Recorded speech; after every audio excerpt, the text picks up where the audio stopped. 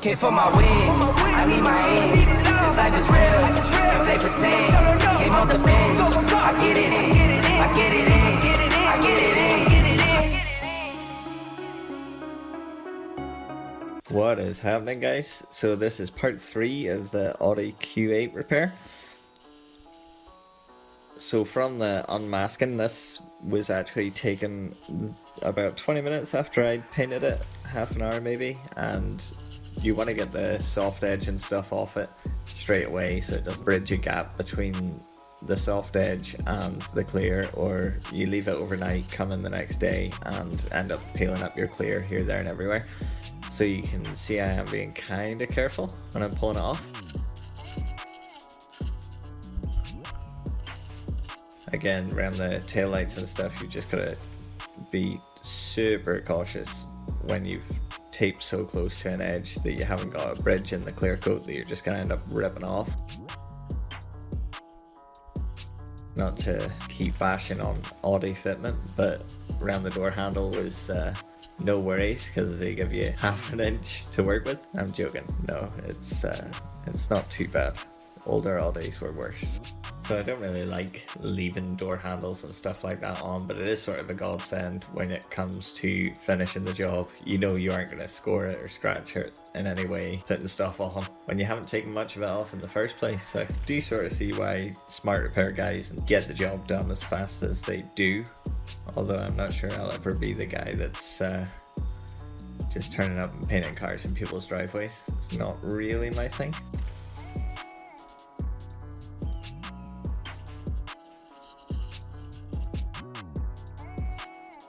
One thing about Audis that I've noticed is, same with Volkswagens and stuff, in around 2014, their prep work on edges from factory just didn't seem to be as good. So when you're pulling the tape off that's on the edge of the bonnet especially, you just got to be super careful that you're taking it easy and don't end up pulling the paint with it.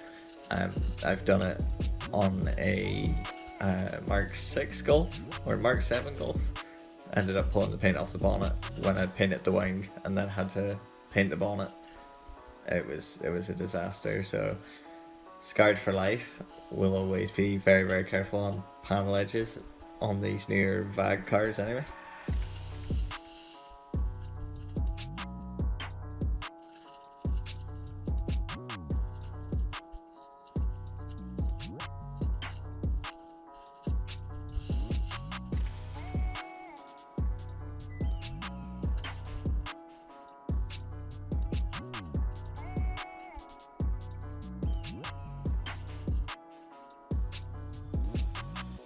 Me checking it with the light again just to be on the safe side, although it's sort of too little too late at this point.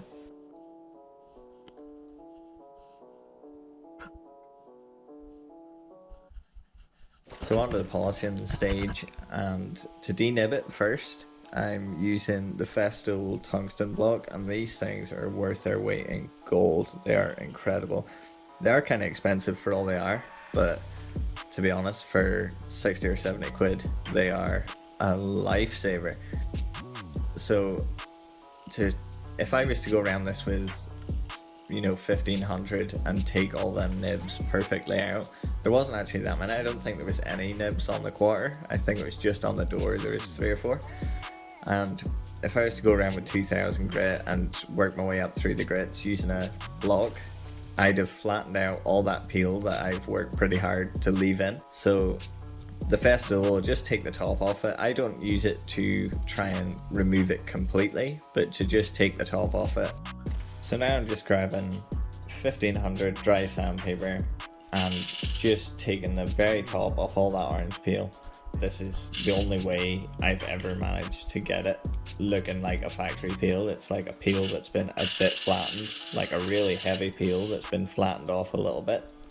I dry sand it. I've never had a problem since I started doing this again. Hit it with 1500 all over the major parts of the panels anyway. I don't go too tight against the door handle or anything, just I don't want it to be an absolute nightmare to polish with the door handle in.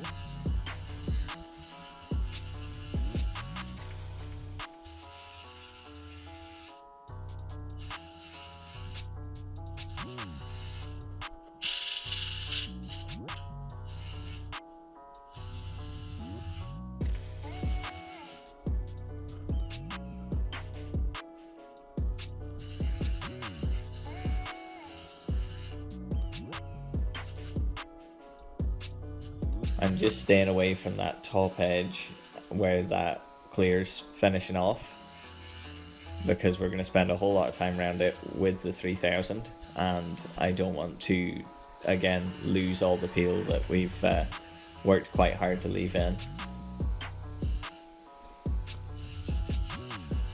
Bizarre cars to paint that you spend your whole time learning how to paint, trying to master not getting orange peel in your paint jobs, and then you go and start painting Audis and then have to teach yourself how to put loads of orange peel into the paintwork. You can sort of see that was it for the 1500. Again, I didn't go crazy, and then I lifted this sheet of 3000 and noticed there was a lot of black stuff on it. Tried to clean it off, failed, and then worked out it was guide coat, powder guide coat had spilled on it, so I lifted another sheet. I found with the Trizact, there's a million different ways of using this stuff apparently, but I found with the Trizact to just use loads and loads of water. Everybody has a different opinion on how to use it. Some people say a small amount of water. I've heard of people trying to use it dry, but really for me, loads of water, it does nothing for the first couple of seconds. And then once it's fully saturated the Trizact with water, it starts to cut really well and lasts forever. Just my way of using it, and as you'll see, it works.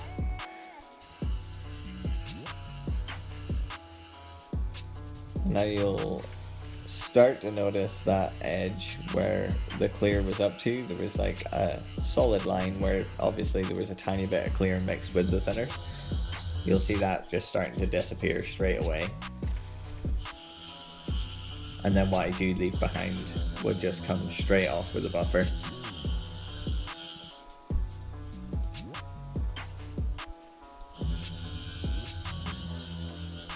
Again, when you're using Trizact, obviously it's wet, so you've got to dry it off to see how it's starting to look. And you can still sort of see that line a bit.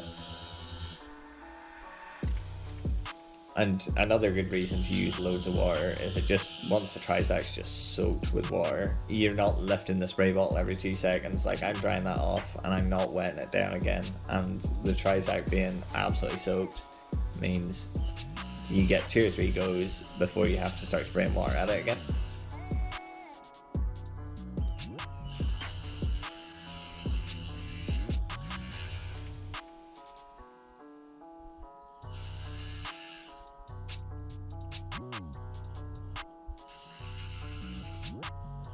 Now I'm drying it all off, and if you've never used Trizact 3000, once you've done a pass of Trizact over even 1500, you should really take it up to 2000, but again, I've never had a problem taking it from 1500 to 3000. As you dry it off, you can see the reflection in it, and you can't really make it out in the video as much, but you can tell what the peel looks like.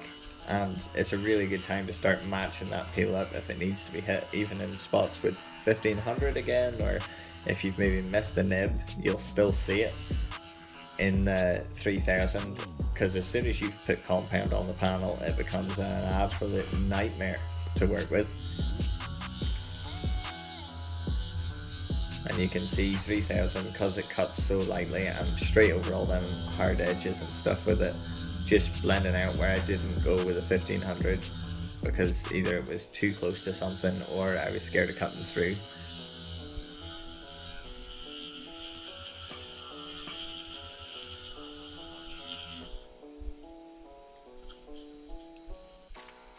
Again, you can still see the shiny edge of where that clear's gone to with the 3000.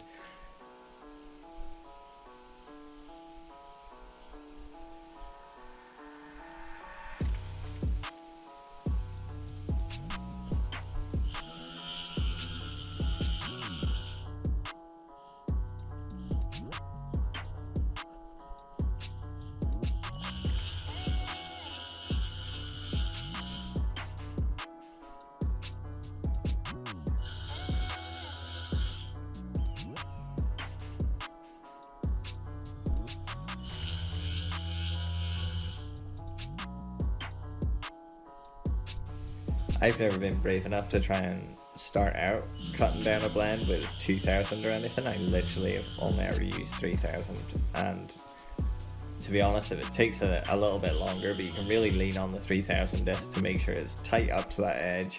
You're going to cut through the thin lacquer that you put on when the J-tape was pulled off a whole lot quicker, and you're going to cut through on that body line. And then it's just being careful with the buff, making sure you're not putting all your pressure down on that body line, and you're working with the rotation going off the edge.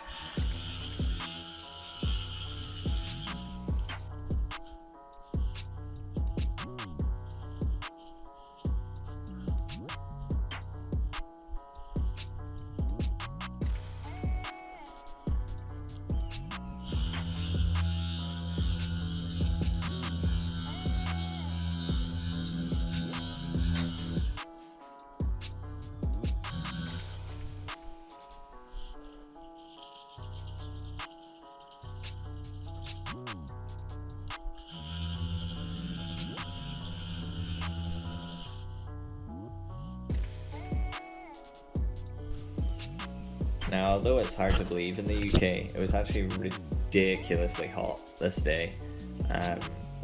So that's why I'm using so much compound, is to try and keep it wet enough that it's not just going to turn into big clumps on the panel.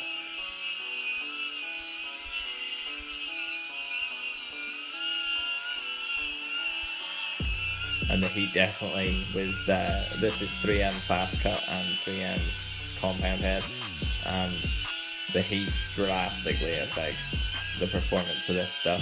Like, you can spray a bit of water on it as well, but I feel like that just removes half of the cutting power of it.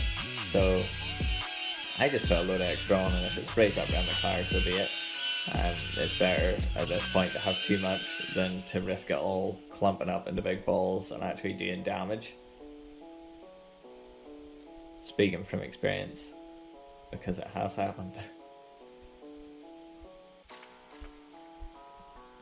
Again, the spray booth review is going to be my next video, but I will say this job came out so clean, considering I didn't even have a spray set on when I was painting it, and I think there was maybe 4 nibs in the door and nothing in the quarter panel. The only reason why I was anywhere near the quarter panel was to just sort the orange peel out and polish out the blend.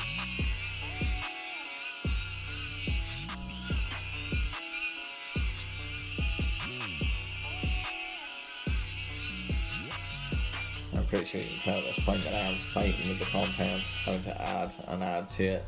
And then I've also found with, I think it was the instructions to the G360 compound, where on your last pass, just go really light over the top of all of the like clumped up, used up compound, and it does take it off rather than sit and rub it out with a microfiber for ages.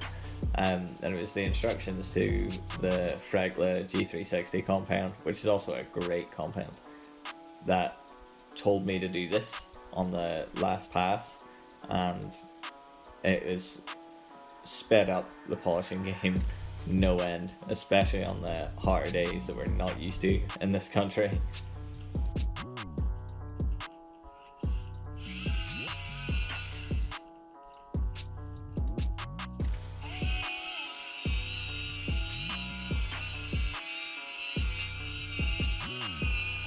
Although it's sped up, you can probably hear that buff making a whole lot of noise, and it's not moving anywhere near as fast as it seems. One of the things I've noticed with the Indasa buffers are they are great pieces of kit. Like that's lasted I think 2 years now, and it's a great buffer. It doesn't slow down and speed up like a lot of the cheaper ones, but it is quite a budget buffer anyway. My only gripe with it is that it makes a whole lot of noise, and if you've used like even a cheaper Sealy buffer or anything before it, it would convince you that it's going far faster than it is. And the first few times I used it, I thought it sucked, and again it's because I wasn't looking at the wheel, I was just doing it to the noise, and it seemed like it was moving so much faster than it was.